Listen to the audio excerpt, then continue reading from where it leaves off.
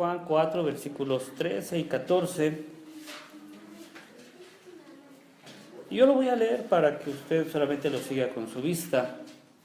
La palabra del Señor dice de la siguiente manera: respondió Jesús y le dijo: cualquiera que bebiere de esta agua volverá a tener sed, mas el que bebiere del agua que yo le daré no tendrá sed jamás, sino que el agua que yo le daré será en él una fuente de agua que salte para vida eterna. Amén.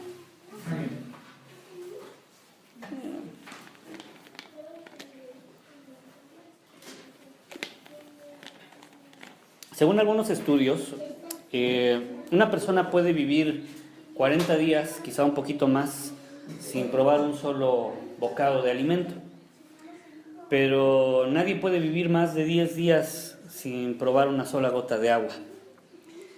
Cuando una persona tiene mucha sed, los síntomas que aparecen son los siguientes: piel seca, arrugada, tiene irritabilidad, tiene confusión, sufre mareos, aturdimiento, latidos cardíacos rápidos, una respiración rápida, apatía, puede llegar a la inconsciencia o incluso al delirio. La deshidratación es evidente, pues, que ocurre porque no tomamos agua. Y aquí en la ciudad de Morelia, pues, podría ser verdaderamente raro, muy raro, como creo que cualquier otra ciudad, que alguien presentara estos síntomas. Pero pensemos, por ejemplo, en una persona que está atravesando el desierto, quizá porque quiere pasar a los Estados Unidos. Si esta persona no tiene un buen guía, si esta persona no sabe exactamente cuál es su ruta, pues puede permanecer bastantes días, incluso hasta una semana, perdido en el desierto, sin poder tomar una sola gota de agua. Y entonces puede ser que esta persona empiece a tener espejismos, que empiece a ver cosas que no son, ¿no? Nos pasa muy seguido cuando vamos en la carretera y de repente vemos en el asfalto las manchas de agua, ¿no? Que pareciera que vamos a llegar, pero que nunca están. Y saben una cosa, mis hermanos, el ser humano tiene sed. Tiene una sed espiritual que nos está o que lo está matando, y que esa sed ya presenta síntomas como los que acabo de nombrar, pero los presenta en su vida espiritual. Sin embargo, cuando al hombre se le ofrece el agua que puede salvar su vida, pareciera que se le presenta a él un espejismo. Se comporta como si lo que estuviera viendo no fuera real. ¿Una vida feliz? ¿Una vida plena? ¿Una vida sin temor? ¿Una vida con Dios? Pareciera que es un espejismo, porque a la gente se le haría que es demasiado bueno como para creerlo. Sin embargo, la gente no puede reaccionar y pasa de largo la invitación para poder tomar esta agua. Quisiera centrarme un poquito precisamente en esta mujer, la que es la protagonista de esta lectura, de este pasaje. Aquella mujer samaritana, una mujer que llegó al pozo como a eso de las 12 del día, más o menos como a estas horas, aproximadamente. El momento cuando el sol, y sobre todo en medio de un lugar tan árido como es Israel, pues estaba más que quemante. Esa mujer había llegado a ese pozo porque en alguna ocasión un pastor, cuando era yo joven, o sea, hace ya muchos años, decía: a ver, ¿por qué la mujer llegó a esa hora? Y yo le decía: ¿por qué era la hora en que las mujeres iban por el agua? Y decía: la lógica te falló. Era el mediodía. Las mujeres iban por agua en las mañanas, no en las tardes, no a mediodía. Era una mujer que no quería encontrarse con nadie en ese lugar, porque tenía una muy mala reputación. Era una bajamaridos, en el peor de los casos. Y si no, pues por lo menos les quitaba a los aspirantes. Porque ya había tenido varios maridos. Y eso solamente maridos, porque podríamos incluso pensar que al ser una mujer que no tenía ese tipo de moral, o que tenía ese tipo de moral, más bien dicho, pues igual y quién sabe con cuántos hombres más pudo haber estado.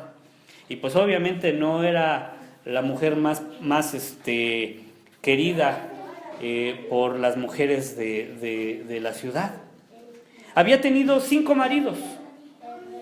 Entonces, pues es lógico que las familias de aquel lugar pues no la miraban con buenos ojos en esos días tan conservadores. Y podían odiarla, podrían llegar a maltratarla si se juntara un grupo de ellas. Imagínense a 5 mujeres despechadas en el mismo pozo con la mujer que les quitó al marido. Ya me imagino la escena, cómo hubiera sido. Si de repente me ha tocado ver videos donde se juntan 2, pues imagínense más. Y eso me lleva a preguntarme, ¿cómo está nuestra reputación frente a la gente? ¿Qué reputación nosotros podríamos presentar ante los demás? ¿Como personas deseables o como personas indeseables? Como personas que podemos ir al pozo a la hora en que todas las personas van por su agua, que es la hora de la mañana, o tenemos que esperar a que se vayan todos aquellos que nos odian para poder llegar a surtirnos de esa agua que necesitamos. Podríamos decir que no nos importa lo que la gente piense de nosotros, como quizá también a esta mujer no le importaba mucho. Pero el problema no era si le importaba o no le importaba a esta mujer la opinión que los demás pudieran tener, sino que lo que importaba era el desprecio que se había ganado por parte de los demás. El desprecio y el descrédito que tenía frente a toda la gente. Ahora, quiero preguntar, ¿qué hemos ganado nosotros frente a los que nos rodean? Quizá podrías decirme como aquella mujer que no le interesaba, que no te interesa. Pero la verdad es que esto no es cierto. Cuando nosotros ganamos una mala reputación, la soledad que acompaña al menosprecio verdaderamente lastima el corazón de las personas. Porque no es lo mismo estar solito porque yo quiero tener un momento de paz y de tranquilidad, que estar solo porque nadie quiere estar conmigo, que estar solo porque con todos los que yo me pudiera juntar siempre tendrán su dedo señalándome por lo que he hecho. Es verdaderamente desesperante vivir ese tipo de soledad. Pero Jesús iba camino a Galilea. Él venía de Jerusalén e iba para Galilea. Y él tomó un camino distinto al que generalmente se tomaba. Ahora, quiero explicarles un poquito cómo es la tierra de Jerusalén, la tierra de Israel. En la parte norte está Galilea. En medio está Samaria y abajo está Judea, donde está la ciudad de Jerusalén. El Señor Jesús estaba en Judea y tenía que pasar a Galilea, y todo el mundo diría, pues fácil, pásale por Samaria, ¿verdad? Pero como leíamos en nuestra lectura bíblica, los samaritanos y los judíos no se llevaban.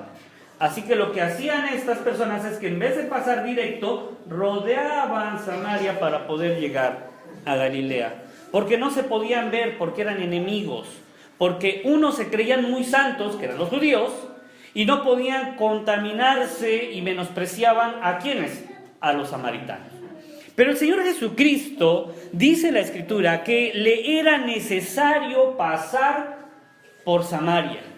Era indispensable. Eso quiere decir que Jesús tenía un plan.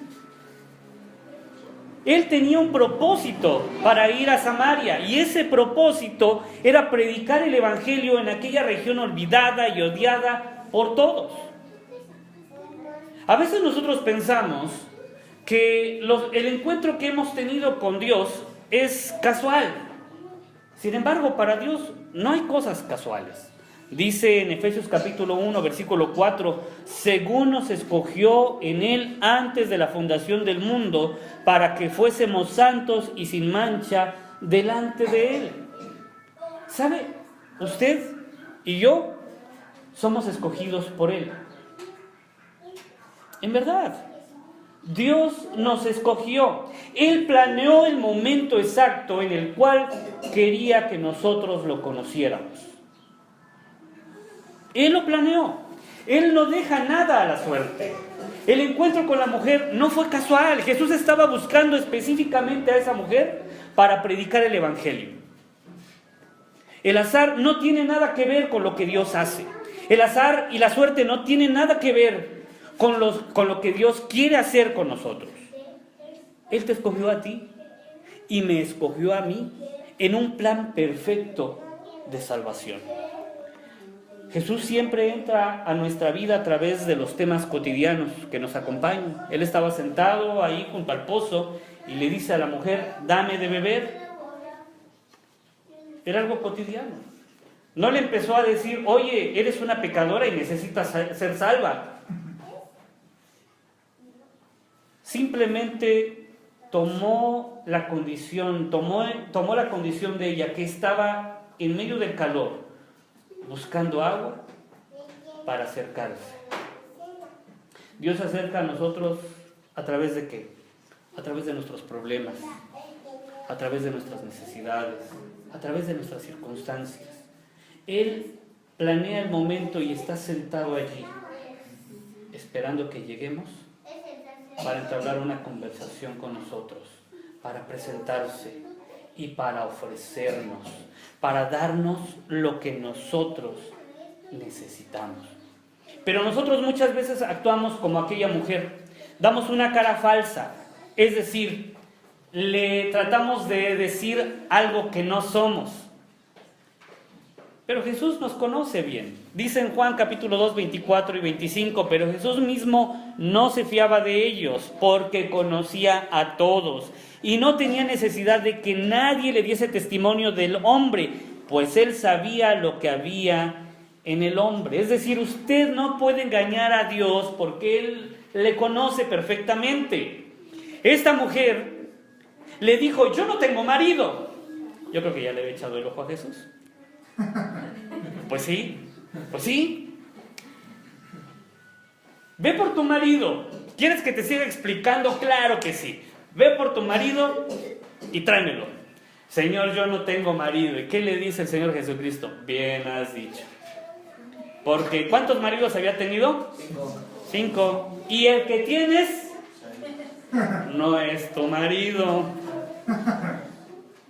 O sea, ¿cuántos tenía? 6. Había tenido 6.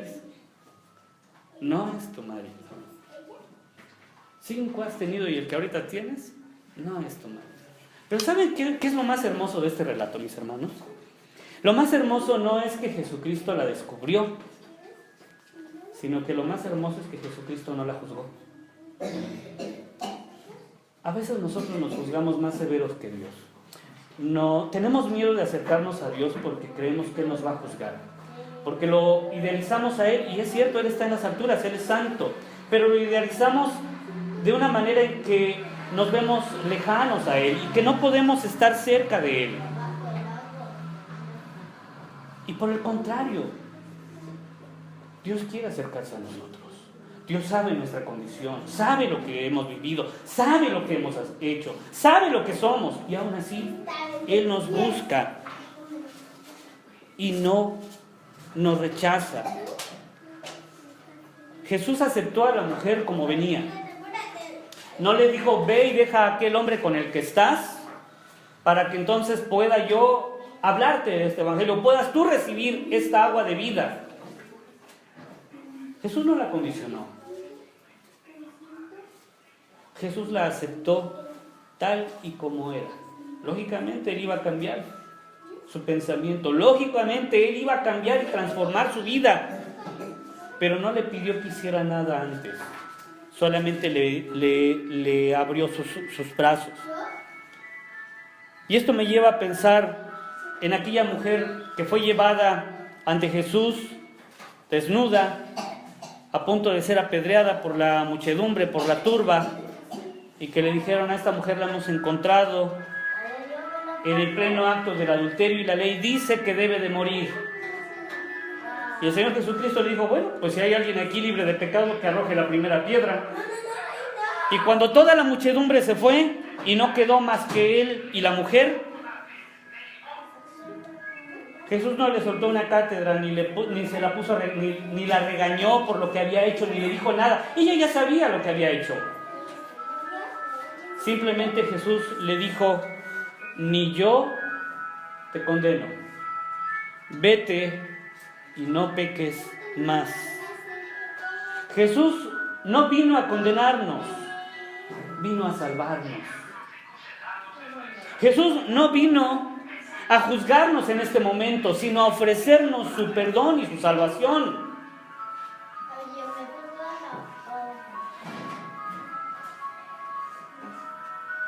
Jesús, lo único que le estaba ofreciendo a esa mujer era agua de vida eterna, agua que saciara su sed, esa sed que estaba próxima a matarlo. Quizá nosotros tengamos esa sed de Dios, y necesitemos beberla. Jesús le dice a la mujer: si conocieras el don de Dios y quién es el que te dice dame de beber, tú le pedirías y Él te daría agua viva. ¿Qué tienes en tu vida? ¿Cómo está tu vida y tu corazón el día de hoy? ¿Qué reputación tienes frente a la gente y frente a ti mismo? ¿La gente te señala, te dice, te hace algo? ¿Sabes? Dios no lo hace. Dios no te está señalando lo que has hecho. Dios simplemente te ofrece que te acerques para que puedas recibir de su gracia, de su amor, de su perdón, de su vida.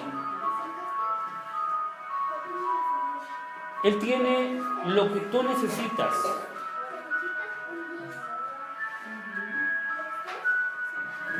Quizá tú hoy te juzgues y te digas: pero es que yo tengo en mi vida esto, yo tengo en mi vida lo otro.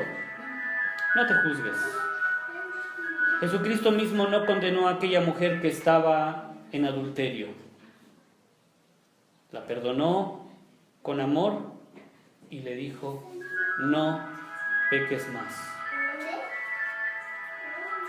Acércate a Cristo entonces. Ríndele tu vida y Él la transformará en una fuente de vida también. Cerremos nuestros ojos y oremos.